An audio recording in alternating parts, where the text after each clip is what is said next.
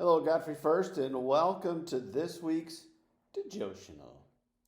Starting today, I'm going to spend the next couple months actually diving into this book by John Pavlovich called If God is Love, Don't Be a Jerk. Finding a faith that makes us better humans. And today we're going to touch on the introduction and the first chapter. And look, everybody, I have notes. How about that? I have highlighted and I've written down notes. So this is not really off the cuff for once. So in the introduction, it's titled, You Had One Job. Have you seen those videos or pictures of completely face-palming type human error where people make obvious mistakes? Like when you see a picture of a cheeseburger, but the cheese is on top of the bun. You had one job. Your job was to put the cheese in the right place. Or when the word stop is misspelled on a street crossing, you had one job. Spell stop correctly. Or when a sign says keep to the right, but there's a left arrow, you had one job. The job was to make sure that they match. Do you think God ever looks down on us as Christians and says, hey, y'all, you had one job? Implying that he's face-palming at some of our human errors.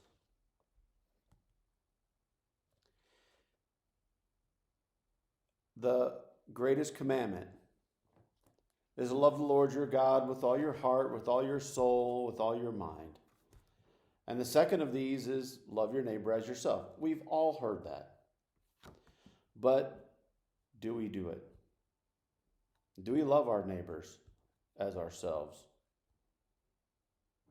Oh, of course we do, Joe. We're Christians. I love everybody. Well, what if your neighbor is Democrat or Republican or black or white, male, female? What if your neighbor has anger issues? What if your neighbor is gay? What if your neighbor is an alcoholic? Do you still love him as yourself? Really? I know the quick answer is, of course I do. But do you really? Does love your neighbor come with an asterisk for you? I love my neighbor only if they're just like me. Only if they fit into this little box that I've created for myself. For people that I want to associate with and people that I don't want to associate with. Does love your neighbor come with an asterisk? I'm going to read a little bit from page 6. There's one thing, and this is from the author, John Pavlovich. There is one thing about the future I do know right now. One coming reality that I can safely predict with 100% certainty, regardless of who assumes or retains the presidency, what the composition of Congress turns out to be, or whether there is a blue or red majority in America. This, of course, was written during the year of the election. Loveless, Jesusless Christianity, get that? Loveless, Jesusless Christianity, oxymoron, is going to leave us fractured in ways we've never been before. There's going to be relational collateral damage in families, faith communities will be broken apart, lifelong friendships will be irreparably harmed, injustice will be prevalent, and hateful religion will have compounded it all. Have we seen that in our country, in our community, in our church? Hateful religion. Have you heard such a comment before? For as long as human beings have been declaring devotion to a God of love, they have been gloriously screwing it up by being hateful in the process. We all love being Christians. We all claim to be Christians. We all claim to love our neighbors. We all claim to love each other. but there always seems to be an asterisk involved. We got to do away with the asterisks. So that's the introduction. You had one job, and it's to love your neighbors. And here's a whole book about how we are not really doing it like that. So in chapter 1 is called Unboxing God. Now, we have a tendency, like I said, to only love our neighbors if they fit into our godlike box, the one that we've created. Remember our mission at Godfrey First? It's to bring people to Christ and Christ to people. But which Christ are we supposed to bring to them? Are we supposed to bring them to the United Methodist Christ? To the Global Methodist Christ? The Catholic Christ? The Baptist Christ? The non-denominational Christ? Because if you look around, they're all different. How can Jesus be so different to so many people? And yet, every single one of them thinks they're right. They're convinced they're right. They have faith that they're right. Their Jesus is the right Jesus. So their neighbors come with an asterisk. Their Jesus comes with an asterisk. Which Christ? There's an old gospel song that used to be sung all the time. I don't know if you've heard it. I'm sure many of you have, called "Give Me That Old Time Religion. It's Good Enough for Me." Give me that old time religion. Give me that old time religion. Sue, do you know it? Give me that old time religion. It's good enough for me. It was good for my mother. It was good for my father. Good for all my sisters and brothers. It's good enough for me. Guess what? We got a whole generation of people coming up, and it's not good enough for them anymore. There are a number of people that I've talked to over the last several months who no longer attend worship. They're not a member of a church in any kind. But they still believe in God. They still believe in Jesus.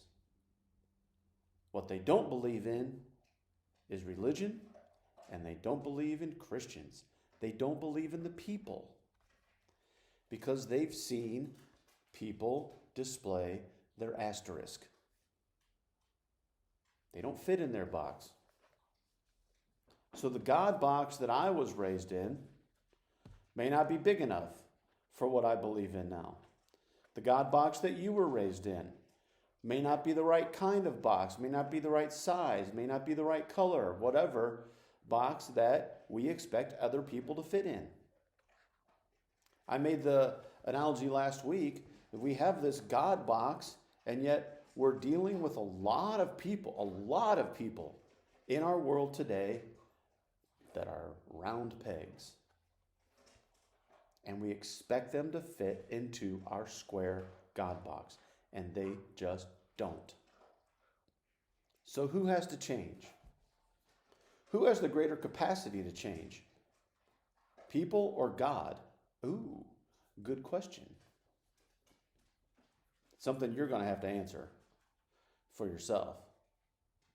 But I can tell you, God is much, much bigger than you or I, or our church, or our denomination, or our entire world. So who do you think is a little more flexible? Yeah, I think so too. So there are a number of people who claim they've not lost their faith, but they've lost their religion. They believe in Christ, but not in Christians. They need a new God box. They need a new place where they know they fit in and can be loved without the asterisk. So I'm going to read a little bit more here from page 17. The New Testament records Jesus teaching people about needing to put his new wine teaching into new wineskins, not the brittle, rigid old ones they'd been used to. He was making people to have minds pliable enough and imaginations limber enough to consider a God beyond the one they currently believed in, or the systems they inherited, and to extend themselves to people they'd never have lovingly engaged before. I mentioned in worship on Sunday about religious experiences, and I've been in part of a couple different book studies, and we had to talk about our most memorable religious experience. And of the 16 people in this one particular one, only a couple people mentioned an exact worship service. Several people talked about Christmas Eve in general, just every Christmas Eve, but not a particular Christmas Eve of 1987. That wasn't on their mind. But most of the people, many people, I'll say, their religious experience had nothing to do with the building. Had nothing to do with Sunday morning. They were out on their own and found God in nature or